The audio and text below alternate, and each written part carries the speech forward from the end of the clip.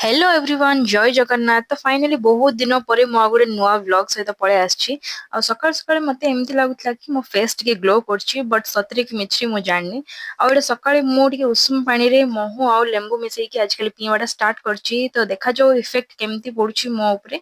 आ सकाळ सकाळ काली एते जोरदार वर्षा हला ना जयपुर रे। तो फाइनली एते दिनर गरम परे टिके जगना काली टिके शांति लागिला। सेती भितरे मु जगना फटाफट फ्रेश हे कि पळे आसली। आ फ्रेश हे कि आसला परे मु ब्रेकफास्ट एबे जाई करि नथली। तो बना हितला घरे चकुली। तो मु गल्ली फटाफट आ मो पय आ मम्मी को पय बने देली चकुली। तो गरमा गरम चकुली खाइला परे मु भाबिथिली आज वीडियो शूट करी ମୁଁ ଆଜି କେତେଟା ରିଲ୍ ସୁଟ୍ କରି ଭାବୁଥିଲି ରଜ ପାଇଁ, ବଟ୍ ବର୍ଷା ହେଇକିନା ଯେମିତି ହେଇଛି ନା ଛାତର ଅବସ୍ଥା ପୁରା ଖରାପ ହେଇଯାଇଛି, ତ ରିଲ୍ସ ବିଲକୁଲ ସୁଟ୍ କରିହେବନି। ତ ଚାଲ ଘରର କେତେଟା କାମ କରିଦେବା।